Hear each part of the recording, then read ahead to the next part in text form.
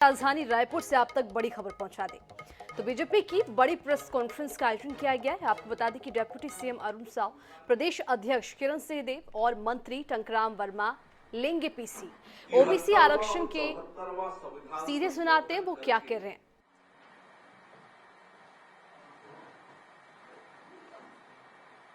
एक जवाबदेह और मजबूत पंचायत और नगरीय निकाय के गठन का रास्ता प्रशस्त किया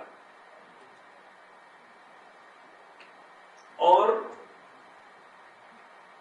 संविधान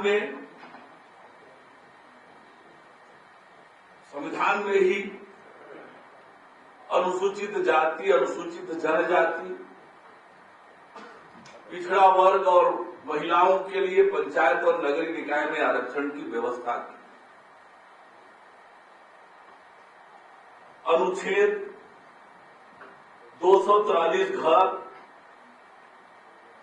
पंचायत में आरक्षण के प्रावधान को उपबंधित करता है। 243 न 1 अनुसूचित जाति, अनुसूचित जनजाति के लिए आरक्षण का उपबंध प्रावधान करता है।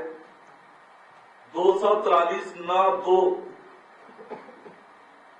महिलाओं के लिए आरक्षण का प्रतिबंध करता है, उपबंध करता है और 243 न 6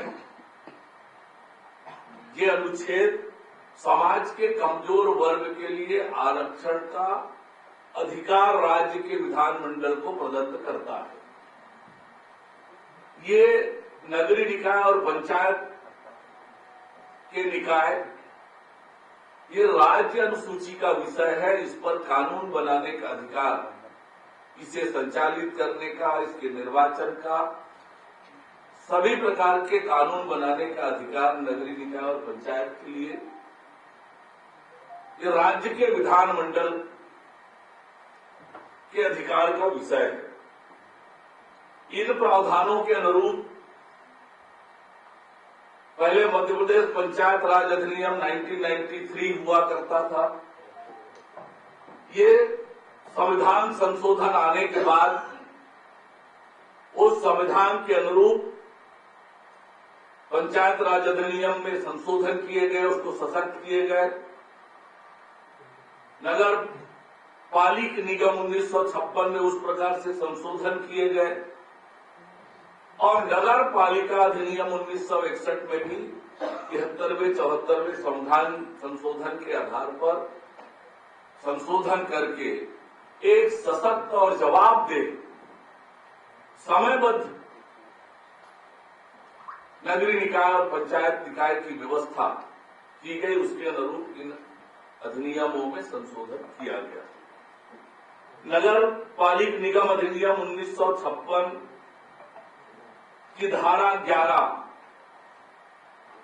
नगर निगम में आरक्षण का प्रावधान उपबंधित करती है। धारा 11(1) अनुसूचित जाति और जनजाति के आरक्षण जनसंख्या के आधार पर उपबंधित करती है। 11(2) अन्य पिछड़ा वर्ग के आरक्षण के लिए उपबंध करती है, जिसमें ये कहा गया है कि अनुसूचित जाति जनजाति की संख्या 50 या 50% से कम है तो अन्य पिछड़ा वर्ग को एक मुश्त 25% सीटों पर आरक्षण मिलेगा।